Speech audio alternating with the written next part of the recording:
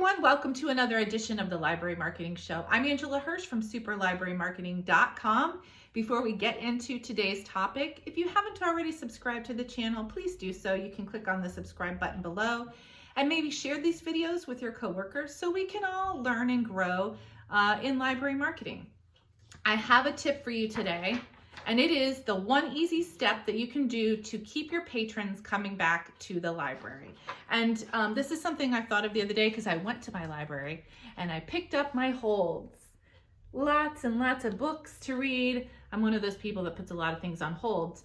But there's one thing I noticed about these books, and that is I have my hold slip, but there are no pieces of marketing material in here.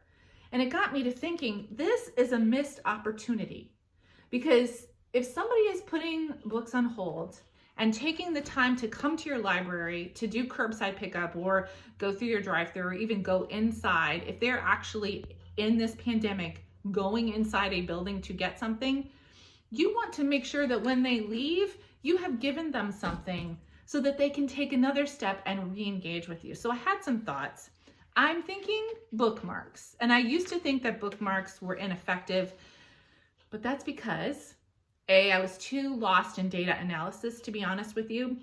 There's really no way to track the effectiveness of bookmarks in a meaningful way with data. So I thought, well, why do them? I can't track them. And number two was because I worked at the library. So I was seeing all of my marketing messages all the time and making the false assumption that everybody else was seeing all my messages all the time. We know that's not true. So I think a bookmark slipped into every hold or pickup is something that we need to be doing right now so that we can re-engage our patrons and give them something to come back for. So here's a really easy step-by-step thing you can do. I would recommend making 3 bookmarks. One that's collection-based, so maybe you have like a book list that you put together recently, or you just have some titles that you want to see a boost in circulation of. The second one is for an event coming up, a virtual event. And the third is maybe for like a database or some other kind of service that your library provides. And then what you're gonna do is empower the people who work on holds and curbside to just make the match based on the context of what that patron is already checking out. So for instance, let's use me. I've got 3 books here. The Lost Orphan, there's a book about marketing and then a book about royal fashion. Now, what do you think I like if you saw these 3 books? What might I want to further engage with? Well, it could be any number of things. Maybe you're having an event where you're having like a tea time where you're talking about the royal family. Or maybe you have a bookmark that is all about historical fiction novels. Or maybe you have a service for jobs. Or expanding someone's career. Any one of those would work for me.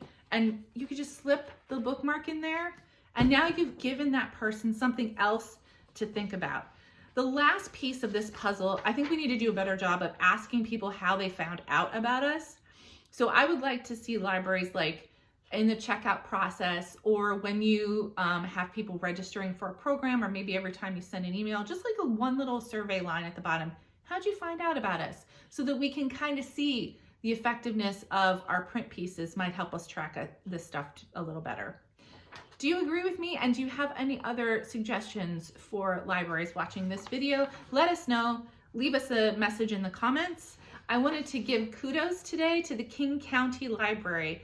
I became aware this week that they have a virtual welcoming center for immigrants and non-native English speakers in their community.